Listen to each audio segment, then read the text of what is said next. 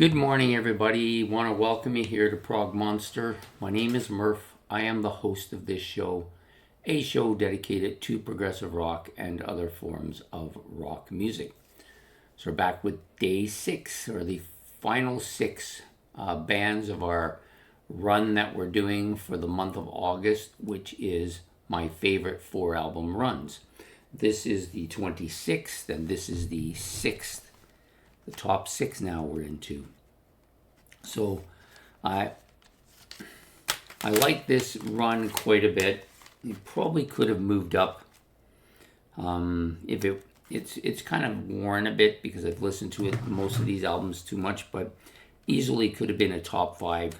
I'm absolutely sure of that. Could have started an album back and done the run one album less, but the album that comes at the end is one of my favorites, so it had to be in there. This is my favorite by him, though, of course. Peter Gabriel. This is Peter Gabriel 3. We'll be doing the 4-run album from Peter Gabriel, starting at this one. So many consider this to be his magnus opus, his best album, with most of his great stuff on here. I don't know where I put my glasses. I just realized, they're way over there. Doesn't matter. Anyways, I'm pretty familiar with this album. Starts out with Intruder, which is that heavy drum bit at the beginning, which was played by Phil Collins, of course, and they loved that effect so much. Phil Collins loved it so much he played it on his first album as well. A bit of a different sound to it, but that same effect, you know. Then you've got No Self-Control, absolutely killer tune. Maybe one of the more underrated Peter Gabriel stuff. I absolutely like it. Start. And then you got I Don't Remember, which has that kind of Tarzan yell in it. This is a real emotionally charged song. I really think this was one of the first Gabriel songs that I ever liked. Absolutely killer, and one of the tracks that is played still regularly on rock radio, I believe. Unless somebody's lying to me, which I don't think they are. Then you get the Family Snapshot, which I'm not that crazy about. I understand the story behind it and everything, and that's probably why it's become a little more intriguing to me over the years. But initially, I didn't really care much for it. And Through the Wire, this has always been one of my favorite by them, as well as Not One of Us. These are 2 songs that I think are absolutely great, and they bookend, which to me is without a doubt Gabriel's best song of all time, Games Without Frontiers. This is a classic, iconic song. This was my favorite, the first Gabriel song that I ever really listened to. It was my favorite and still is my favorite years later. Absolutely killer song. And then you got Lead a Normal Life, and ends off with the epic Biko. So Biko, of course, you know, is about Stephen Biko and the apartheid in South Africa and all that. Absolutely killer album. No filler, all thriller here. The second album in the run was the first one actually I ever owned, and for a while it was early on my favorite album because I loved Shock the Monkey so much as well. This was a killer track, very different. The drum effects on here, a bit synthetic, but had an interesting feel to it, real catchy as well. Rhythm of the Heat, another song with that kind of that same kind of drum feel, although it's a little less sharp than Shock the Monkey. San Jacinto, which has probably become one of my favorite Gabriel songs, probably my favorite on this album now. At the time I thought it was a little bit different, but I actually like the live version quite a bit as well. I Have the Touch. This has long been a favorite song of mine to listen to and talk and sing. One of those songs that you'll catch me singing just off the cuff. Family and the Fishing Net. Could live without that one. Lay Your Hands on Me is another great kind of almost I can't think of the word. Damn. Anyways, still another great tune. Wallflowers, okay. And Kiss of Life. This is another one of those anthemic songs that is almost anthem in its appeal. Yeah. So great album. Was my favorite album for a long time, and then was supplanted by number 3, sorry. Next up, this is a album that played a ton when it came out.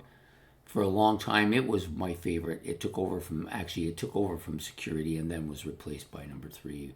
Well, actually, maybe each of these albums replaced each other, and then number 3 ended up being the number 1 after a while.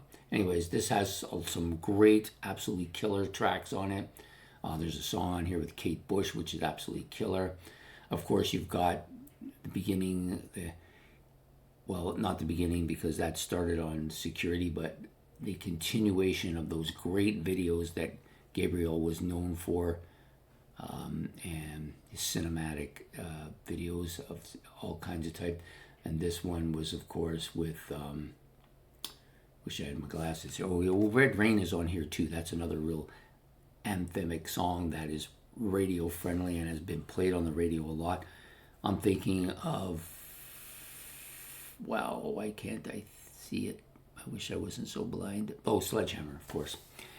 I just couldn't remember the name. So sometimes I'm just blind and sometimes my brain doesn't work. Or I'm a combination of both sometimes. Sledgehammer, great song, great video. I actually did this one vocally and was recorded, have it somewhere along with my Dancing in the Dark. Those were the two I did. Yeah, very different sounding for sure. Don't Give Up, that's the one with Kate Bush. Then you have some of these lesser songs that are not as well known. Mercy Street, that's really good. In Your Eyes, probably one of my favorite early on songs from this. This is a strong album, very strong. And he's probably at his prime right here, right up at the top.